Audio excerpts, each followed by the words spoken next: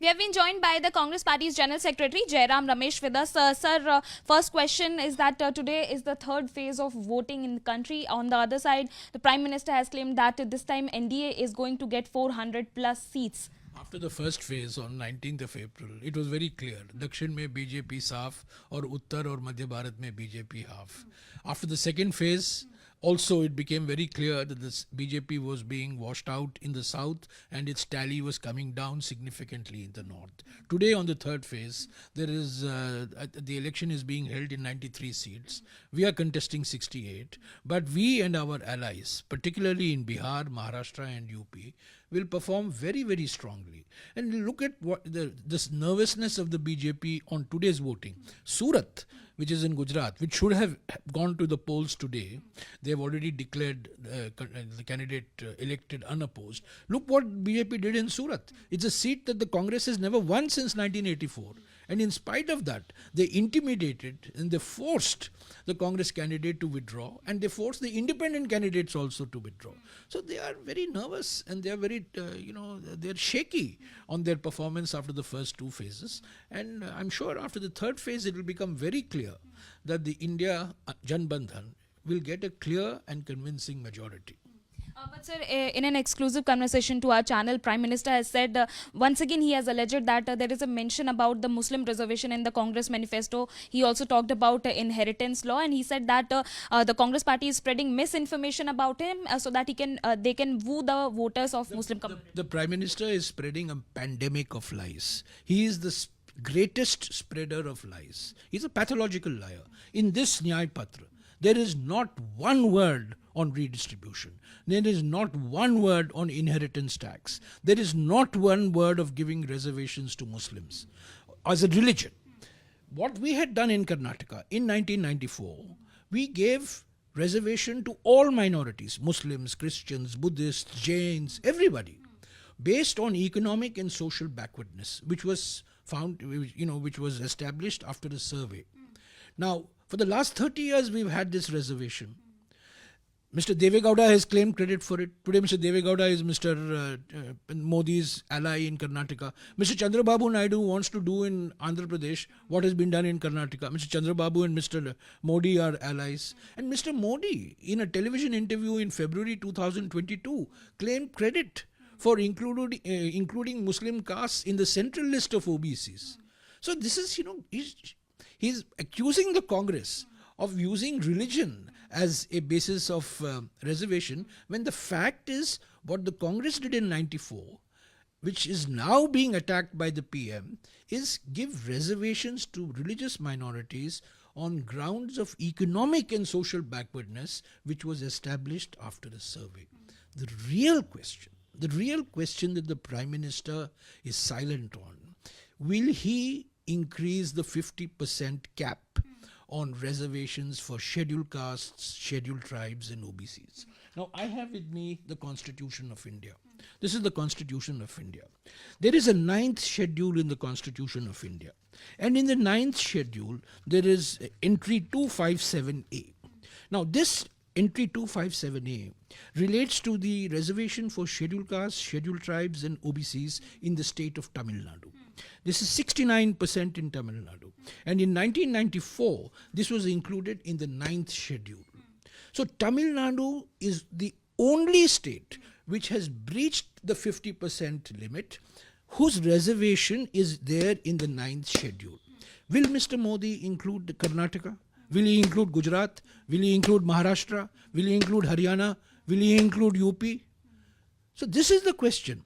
The 50% cap that is there for scheduled castes, scheduled tribes and OBCs. We have promised, we have given a guarantee that we will bring about a constitutional amendment. We will make sure that this 50% cap gets legally and constitutionally recognized, like the Tamil Nadu cap is under the 9th schedule of the Constitution. But that's what, sir, the PM is also saying. He said that he is not in favor of any reservation on the basis of... He's changed his stand. He's changed his stand. He's changed his stand. He's always been saying that reservation will not be given on the basis of, that he's accusing the Congress of giving reservations on the basis of religion. And we've been exposing his lies day in and day out. Now he's become very defensive. And now he says, I gave reservations based on economic and social backwardness, including to Muslims. That is what Karnataka did in 1994. And not just to Muslims. Muslims, Christians, Buddhists, and Jains. All were included in the reservation order of 1994 when the Congress government of Mr. Veerappa Moily was in power then, and Mr. Narasimha Rao was the Prime Minister. So the Prime Minister is very defensive because he's changed the goalpost. Now, of course, he's saying, I am not against reservations provided they are based on social and economic backwardness. Will he increase the 50% limit? Why doesn't he answer this question? Straight question to the Prime Minister. Mr. Prime Minister, will you increase the 50% limit for scheduled castes, scheduled tribes and OBCs? Will you give to all other states the same constitutional status that was given in 1994 to the Tamil Nadu reservation order? Tamil Nadu is 69%. Will you make other states also bring it in the 9th schedule? This is what the Congress has promised. And the Prime Minister is not speaking on it, and he's going on repeating this lie because the Prime Minister believes in the Goebbels philosophy that you keep repeating a lie over and over and over again in the hope that somebody will think, yeah, इसमें कुछ सच्चाई तो होगी. Sir, as you are talking about Karnataka, then he has also spoken about Prajwal Revanna case, and he said that strictest punishment should be given to the culprit. But he has also turned the table by saying that this is basically the responsibility of Karnataka. In December 2013, the BJP knew about this. In December 2013, he knew about it. You see the photographs of Mr. Modi with Prajwal Revanna and Mr. Revanna. In spite of this, they've gone ahead with this alliance with the JDS. So what does the Prime Minister have to say about this? What about Brij Bhushan Singh, against whom all the women wrestlers have protested? So, these are all double standards. And, every time he speaks, he confuses Lakadi and Ladki. In Saharanpur, he kept saying, Lakadi, Lakadi, Lakadi, and then he had to correct himself. Lakadi and Ladki, that's all there is in his mind. He said that it is basically the Karnataka government who has allowed Revanna to flee from the country. Diplomatic passport. He's an MP. He's a diplomatic passport. Immigration is not immigration and immigration. The customs, the flight in and out, people coming in and out of the country. The Karnataka government does not have policemen at the airports. It's the central government. And they have this full information from December 2013. So why did they allow? They allowed Vijay Mallya to go, they allowed Nirav Modi to go, they allowed Mehul Choksi to go, and they have allowed Prajwal Revanna to go. Sir, one of the big allegations which he has made is that the Western countries are trying to influence the elections in India, which should not be done. And he also spoken about people of India will vote for change. The people of India want change. We are appealing to the people of India.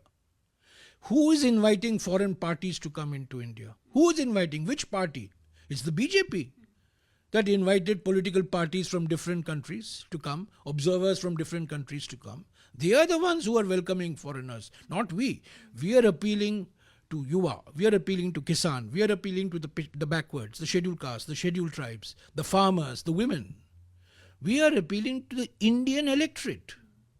We are the India Alliance. We are the India group. One last question, sir. In a personal attack to Rahul Gandhi, he said that Rahul Gandhi should work really hard and instead of holidaying in the foreign countries, he should focus on our country. Has the Prime Minister walked 4,000 kilometers in 150 days from Kanyakumari to Kashmir? Has he walked? Has the Prime Minister done a 6,600 kilometer long Bharat Jodo Nyaya Yatra from Manipur to Mumbai?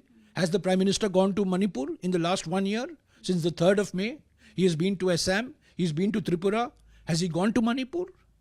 Has he spoken to the Chief Minister of Manipur? Has he spoken to the MLAs? Has he spoken to his party colleagues in Manipur? Has he even gone for half an hour to Manipur?